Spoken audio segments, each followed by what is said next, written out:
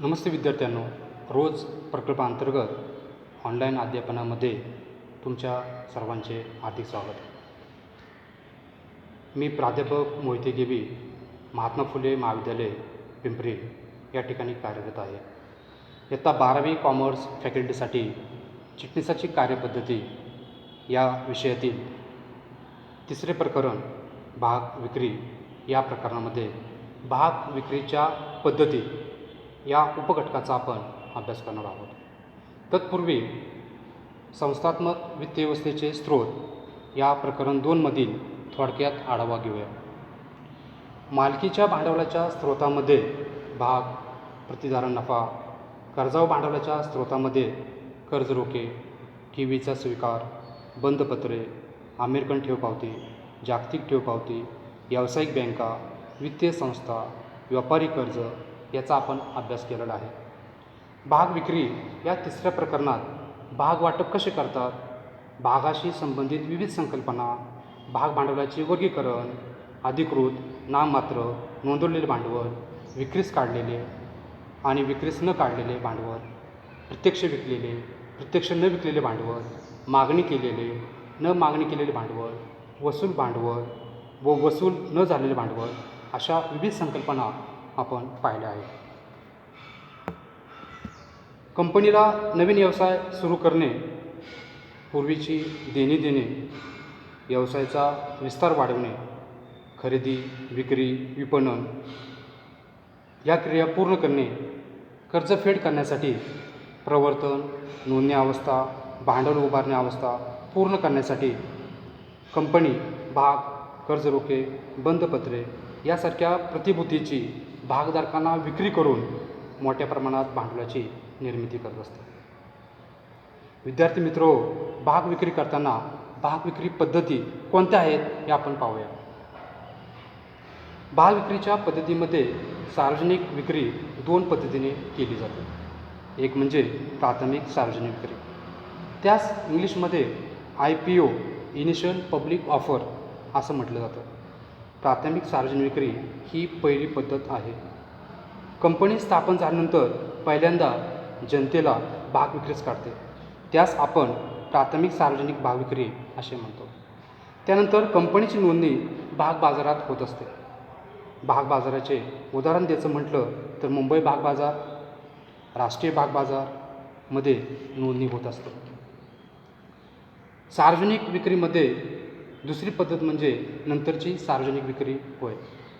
त्यास इंग्लिशमध्ये आपण फर्दर पब्लिक ऑफर असे म्हणतो. प्राथमिक भाग विक्री केल्यानंतर दुसऱ्यांदा भाग विक्रीस काढते, त्यास नंतरची सार्वजनिक विक्री असे म्हणतात. दुसरी व्याख्या सांगायची म्हटलं तर कंपनी प्रथमतः भाग विक्री करते.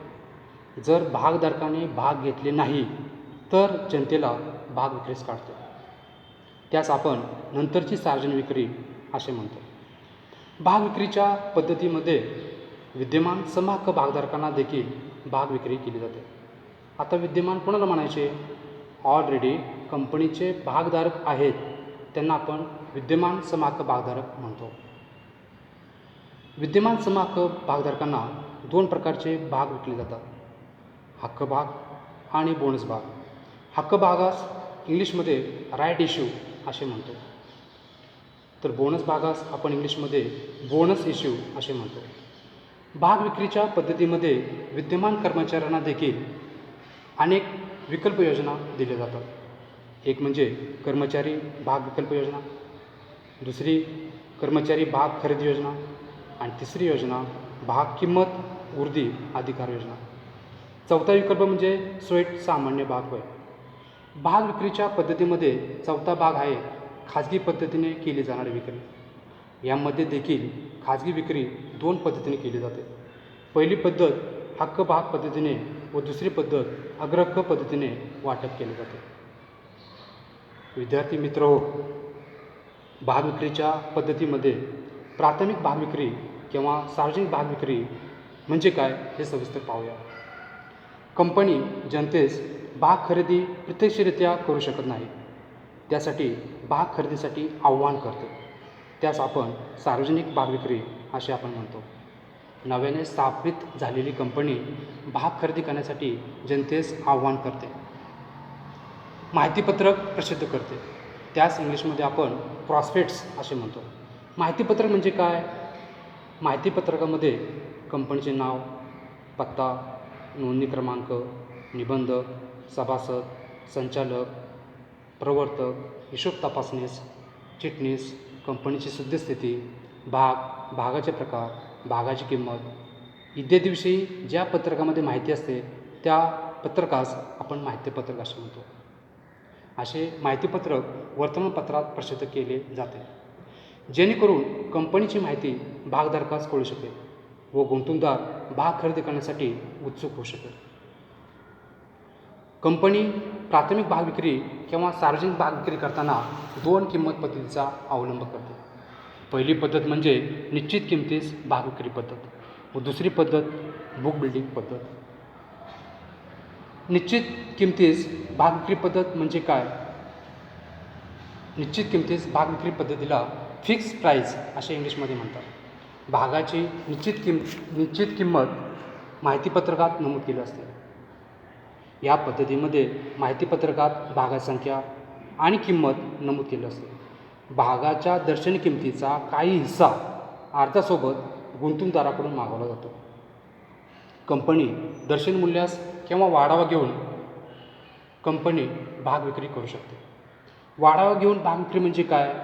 भागाच्या दर्शनी मूल्यापेक्षा जास्त किमतीस भाग विक्री केली असेल तेव्हा त्याला वाढावा घेऊन भाग विक्री असे म्हणतात. उदाहरण द्यायचं म्हटलं तर भागाचे दर्शनी मूल्य 100 रुपये असेल, भागाची विक्री 150 रुपये यास केली असता 50 रुपये ही वाढावा किंमत होय. वाढीव खात्यातील रक्कम वापरण्यासाठी काही अटीचे पालन करावे लागते. कोणत्या अटीचे पालन करावे लागते?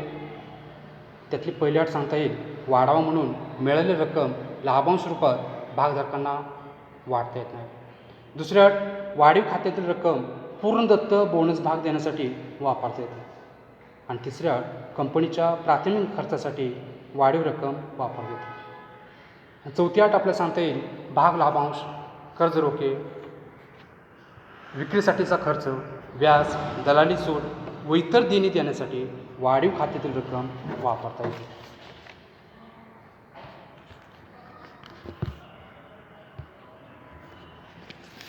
विद्यार्थी मित्रो, दुसरी पद्धत म्हणजे बुक बिल्डिंग पद्धत होय. बुक बिल्डिंग पद्धतीमध्ये भाग वाटप करणारी कंपनी भागाची संख्या व विक्री किंमत लिलाव पद्धतीने करण्याचे निश्चित करते. उदाहरण द्यायचं म्हटलं, ABC कंपनीचे IPO खरेदी करायचे असेल तर अर्जामध्ये तसे नमूद करावं लागतं. तसेच अर्जामध्ये भागाची किंमत श्रेणी देखील नमूद करावं लागतं. बुक बिल्डिंग पद्धतीमध्ये गुंतवणूकदार किंमत श्रेणीमधील किमतीस बोली लावतो. श्रेणीमधील कमीत कमी किमतीस फ्लोअर प्राईस असे म्हणतात आणि श्रेणीतील जास्त किमतीस कॅप प्राईस असे म्हणतात. जेव्हा भागाची किंमत निश्चित होईल त्यास कट ऑफ प्राईस किंवा विक्री किंमत असे म्हणतात. गुंतवणूकदार किती भागासाठी बोली लावू शकतो? भागासाठी बोली ही 5 दिवसासाठी बोली असते. बोली रक्कम व आवेदन अर्ज रक्कम ही व्यापारी बँकेकडे पाठवली जाते. आता असा प्रश्न पडेल, व्यापारी बँक म्हणजे काय? व्यापारी बँक अशी संस्था आहे की भाग विक्री करणाऱ्या कंपनीच्या भागाच्या खरेदी विक्रीसाठी व्यवस्थापन किंवा सल्लागार म्हणून कार्य करते. अर्ज स्वीकारणे, भागाची किंमत ठरवणे, मार्केटिंग करणे इत्यादी कार्य करीत असते. व्यापारी बँकेचे उदाहरण द्यायचं म्हटलं तर ॲक्सिस बँक, ICICI बँक होय. कंपनीची बोलीची प्रक्रिया संपल्यानंतर कमाल किमतीनुसार कट ऑफ प्राईस किंवा विक्री किंमत निश्चित करत असते. त्यानंतर आपण बघणार आहोत भागाची कसर देऊन विक्री म्हणजेच डिस्काउंट देऊन विक्री होते. भागाच्या बाजार मूल्यापेक्षा कमी किमतीस भाग विक्री केली असेल तेव्हा त्यास भागाची कसर देऊन विक्री असे म्हणतात. उदाहरण द्यायचं म्हटलं तर भागाची दर्शन मूल्य 100 रुपये असेल तर भागाची विक्री 90 रुपयात केली असता 10 रुपये ही कसर देऊन विक्री असे म्हणता येईल. कंपनी सार्वजनिक भाग विक्री 2 पद्धतीच्या आधारे करू शकते. पहिली पद्धत म्हणजे प्राथमिक भाग विक्री आणि दुसरी पद्धत म्हणजे नंतरची सार्वजनिक भाग विक्री होय. विद्यार्थी मित्रो, सार्वजनिक भाग विक्रीच्या पद्धतीमध्ये प्राथमिक भाग विक्री म्हणजे काय ते आपण पाहणार आहोत. नवीन कंपनीज जर भांडवलाची गरज असेल तेव्हा जनतेस प्रथमतः भाग खरेदी करण्यासाठी आव्हान करते व भाग विक्री करून भांडवल उभारते. सुरुवातीला प्रथमच कंपनी जनतेला भाग विक्रीसाठी आव्हान करते, त्यास प्राथमिक भाग विक्री असे म्हणतात. दुसरी पद्धत आपण पाहिली आहे सार्वजनिक भाग विक्री. प्राथमिक भाग विक्रीनंतर जेव्हा कंपनी भाग विक्री करते त्यास सार्वजनिक भाग विक्री असे म्हणतात. तसेच त्यास दुय्यम भाग विक्री देखील असे म्हणतात. विद्यार्थी मित्रांनो, भाग विक्री म्हणजे काय, सार्वजनिक भाग विक्री पद्धती स्पष्ट करा असं तुम्हाला परीक्षेत प्रश्न विचारला जाईल. त्यामध्ये प्रामुख्याने प्रस्तावनाचा उल्लेख करा, व्याख्या सविस्तर मांडा आणि त्यानंतर सार्वजनिक भाग विक्रीच्या पद्धती स्पष्ट करा. धन्यवाद.